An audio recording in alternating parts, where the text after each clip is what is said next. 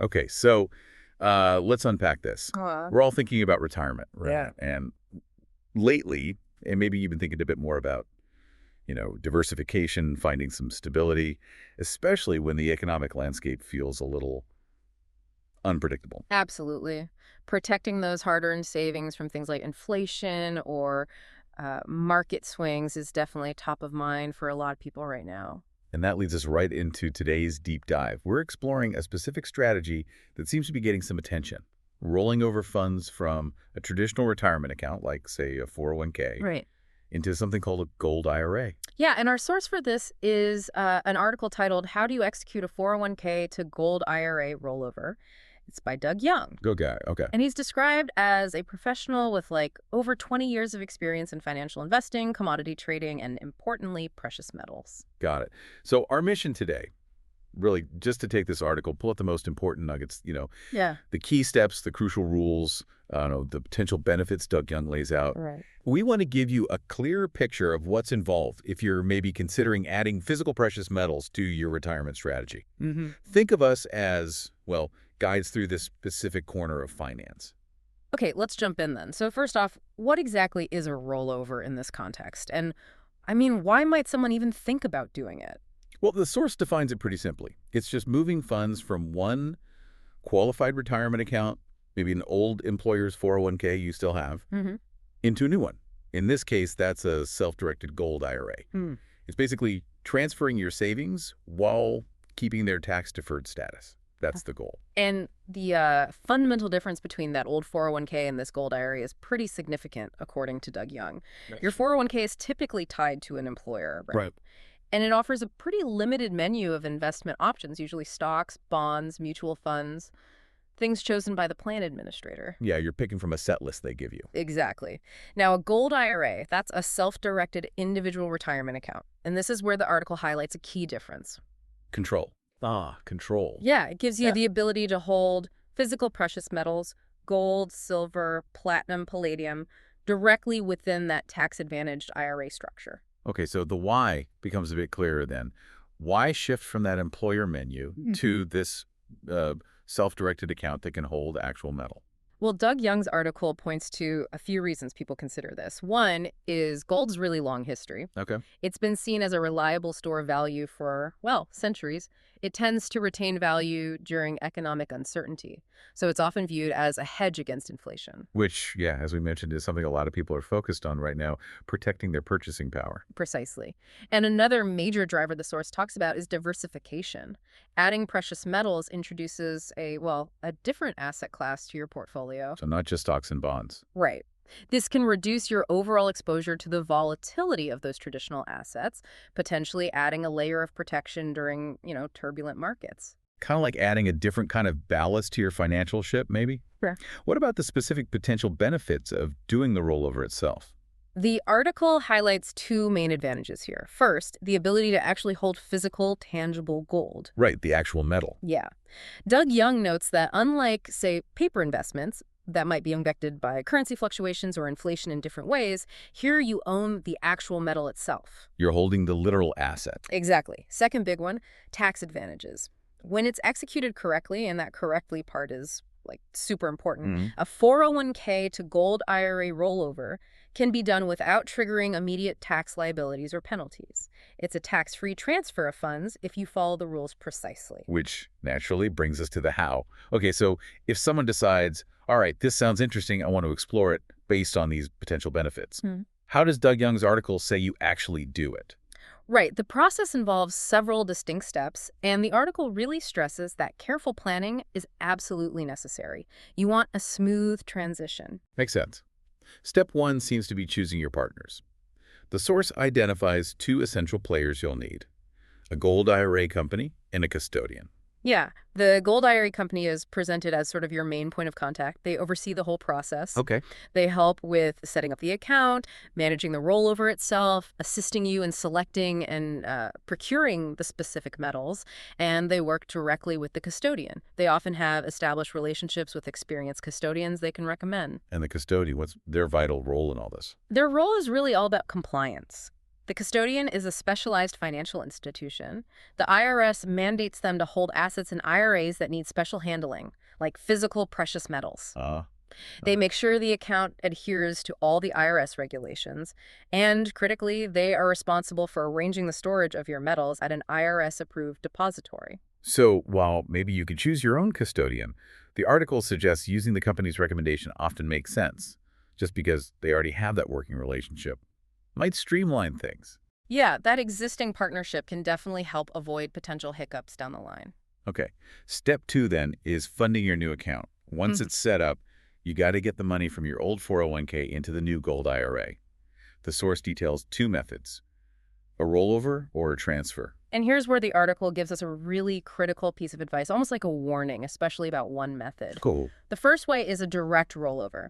This is where your existing 401k provider sends the funds directly to your new Gold IRA custodian.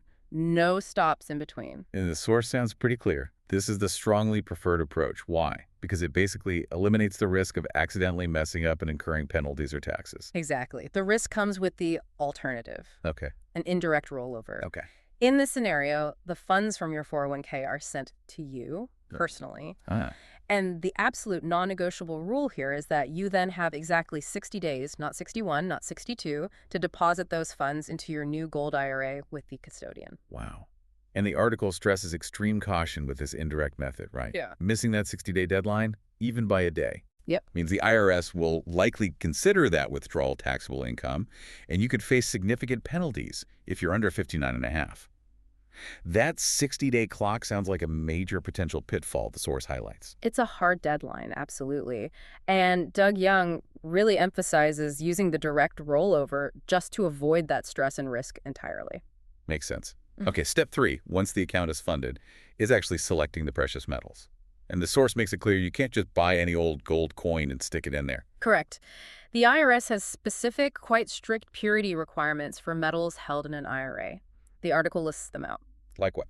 Gold must be 99.5% pure. Silver has to be 99.9% pure.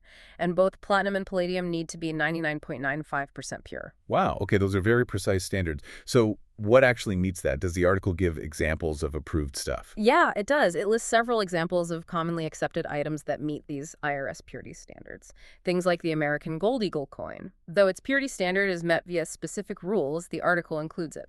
Also, the Canadian Gold Maple Leaf, American Silver Eagle, Canadian Silver Maple Leaf, American Platinum Eagle, and the Canadian Palladium Maple Leaf. Those are some common ones. And I assume the article strongly recommends working closely with both your Gold IRA company and the custodian to make sure whatever specific coins or bars you choose actually meet these requirements before you buy them. Absolutely essential guidance.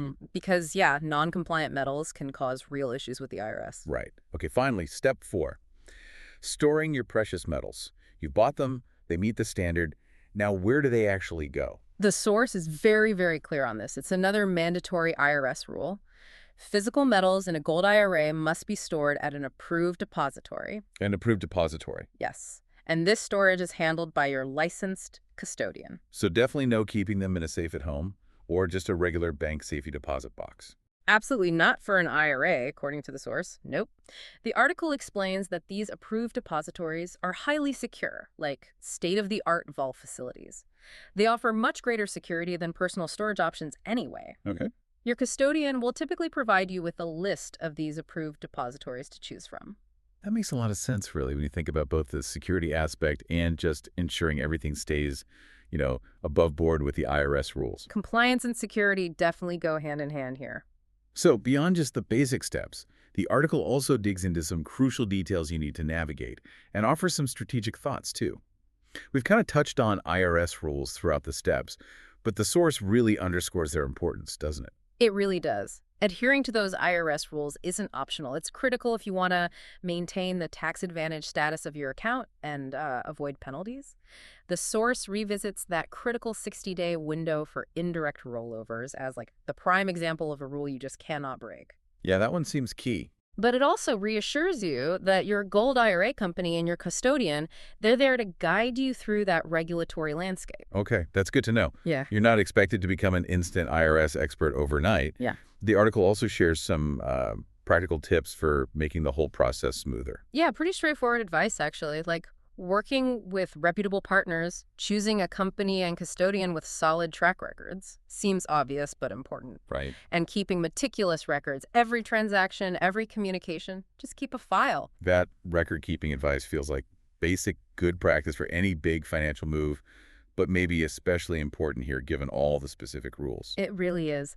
The source also suggests considering consulting with a financial advisor. Okay. They can help you figure out if this specific strategy, the Gold IRA rollover, actually fits into your broader financial picture and your long-term goals. And even before you start the rollover process, the article recommends reviewing the details of your current 401k plan.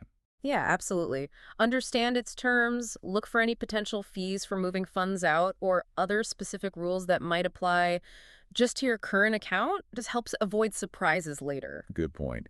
And staying informed about market trends, especially with precious metals, is also highlighted. What kind of things does the source suggest keeping an eye on? Well, economic indicators are key things like inflation rates, interest rates. Those often influence the price of gold. Mm-hmm. Geopolitical events can also impact market volatility and the demand for what people see as safe haven assets like gold. And, following expert analyses and forecasts can provide valuable context too. The article even mentions keeping an eye on the spot prices for gold, silver, platinum, and palladium as just a tool for staying informed about the current market value day to day. Yeah, it's all about being proactive and making informed decisions about your investment within the IRA once it's set up. Speaking of investment strategy, the source really emphasizes diversification as a fundamental principle when you're thinking about adding precious metals. It does. It even quotes the Nobel laureate Harry Markowitz, he's often called the father of modern portfolio theory, Right. saying, diversification is the only free lunch in investing. The core idea is just that by spreading your investments across different, hopefully uncorrelated asset classes, you can potentially reduce risk without necessarily sacrificing returns. And adding precious metals is one way to diversify away from maybe being too heavy in the more traditional stock and bond markets. Does the source give an example allocation? It does mention an example. It suggests that some investors might consider allocating perhaps, say, 10% to 20% of their total retirement portfolio to precious metals. Okay, 10 to 20%. Yeah, with the rest in stocks, bonds, or other assets. Yeah. It frames this as a potential approach for achieving a balance of maybe stability and growth. But importantly, it stresses the need for regular portfolio review. Things change. So how does someone figure out that specific percentage? What's right for them? Is it 10%, 20%, something else entirely? Well, the article frames this as a highly personal decision. It really depends entirely on your individual risk tolerance, your specific retirement goals, and your investment time horizon, how long until you retire. Right. And it circles back to that earlier tip. Consulting a financial advisor is probably a good way to get a customized strategy that actually fits your personal situation. Okay, that seems to cover the strategic thinking and the crucial details Doug Young includes pretty well. The article then wraps up with just a couple of quick hips, almost like a mini FAQ section. Let's just run through those quickly. Sure. What does the source identify as the primary benefit of doing a Gold IRA rollover? It circles right back to that core theme we discussed, Gotcha. diversification. The article reiterates that adding physical gold aims to reduce exposure to traditional assets and help protect savings from volatility and uncertainty. Got it. And on the tax front, big assumption, you follow all the rules with the tax implications of the rollover itself, Yeah. the act of moving the money. Right. The source confirms that if the rollover is executed correctly, and again, that means getting the direct versus indirect method right, meeting that 60-day deadline if you go indirect, then there are no immediate taxes or penalties triggered by the act of rolling over the funds. The money just moves tax-free from one retirement account to another. Excellent. So, okay, we've taken this article by Doug Young and really done a deep dive into executing a 401k to Gold IRA rollover. Yeah. We've tried to unpack the why, the potential benefits like diversification and stability, the step-by-step how, from choosing partners and funding the account to selecting the right metals and storing them properly. And those crucial details about IRS rules, especially that 60-day indirect rollover window and the strategic considerations like figuring out your personal allocation. We've aimed to pull out the most important insights and practical guidance Doug Young provides in his article, just to give you a clearer picture of this specific retirement strategy option. It's really about understanding the mechanics, the process, and also the strategic thinking involved, straight from the source material. Exactly. And, as you continue thinking about navigating your own financial future and maybe exploring options like this, here's maybe a final thought to mull over based on what we've discussed. In a world where so much feels digital, kind of intangible, Yeah. what does the idea of holding a physical, tangible asset like gold within your retirement savings truly represent to you personally? Definitely offers a different perspective on security, doesn't it? Well, thanks for joining us on this deep dive, exploring these ideas together.